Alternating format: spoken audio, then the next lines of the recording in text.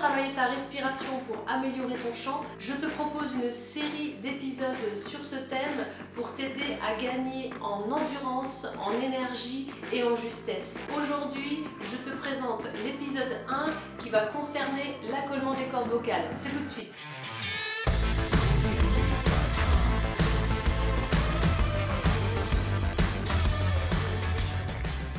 Salut, moi c'est Angie, je suis professeure de chant, coach vocal et fondatrice de l'école de chant Ange Voice.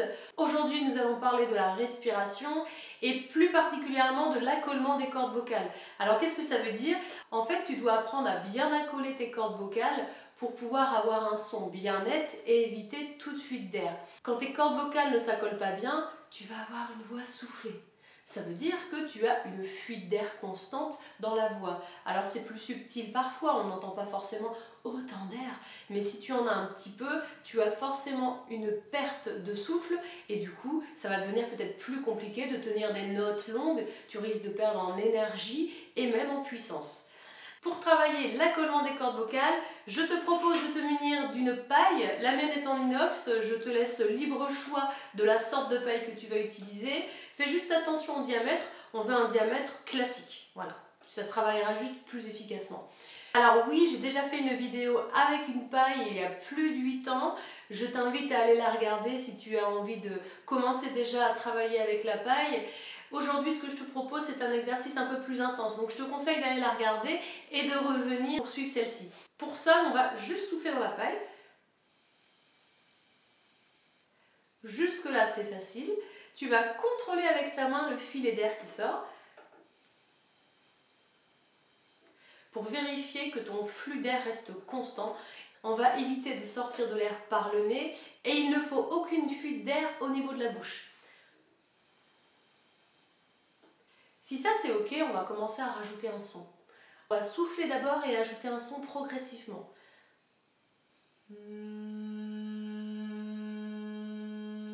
Et contrôle bien le filet d'air avec ta main.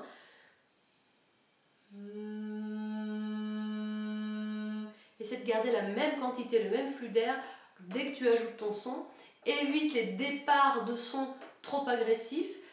C'est pas ce qu'on veut, du coup tu vas le sentir même au niveau de ton souffle, que d'un seul coup tu envoies plein de souffle. On veut quelque chose de fluide. Si ça c'est ok pour toi, tu vas pouvoir commencer à t'amuser à faire des glissades.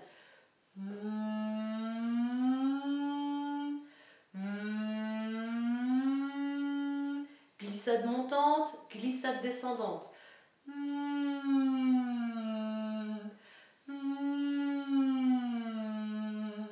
Si cet exercice est confortable pour toi, maintenant nous allons commencer à travailler plus intensément.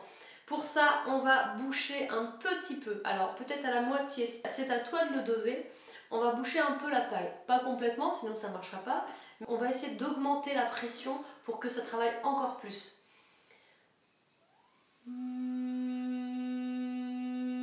Et normalement, tu devrais sentir au niveau de ton diaphragme, au niveau de tes abdominaux, que ça se contracte un petit peu plus. Si tu contractes un petit peu plus, tu utilises plus ton diaphragme, tes cordes vocales vont aussi mieux s'accoler. Fais juste aussi attention à la qualité de ton son. On va éviter ce son-là, ça sert à rien. Cherche vraiment la netteté dans ton son. Et là, on travaille super bien. On y va sur des glissades.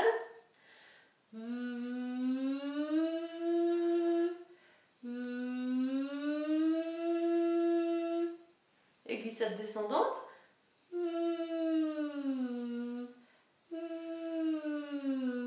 Si c'est trop pour toi, ne bouge pas la paille. Dans un premier temps, vas-y tranquillement.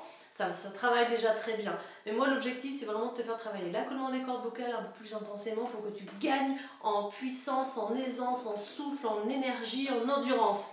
Tu peux vraiment t'amuser à faire cet exercice sur des glissades, des sirènes, sur des mélodies de tes chansons.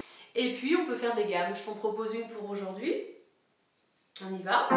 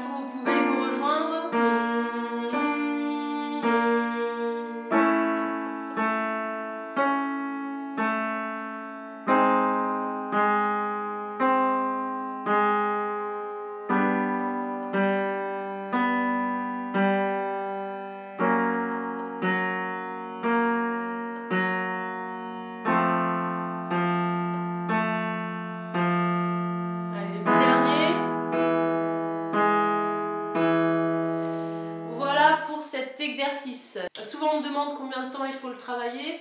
L'idéal, c'est de le travailler 5 minutes le matin et 5 minutes le soir. C'est l'idéal. Après, si tu travailles 10 minutes par jour, c'est vraiment génial.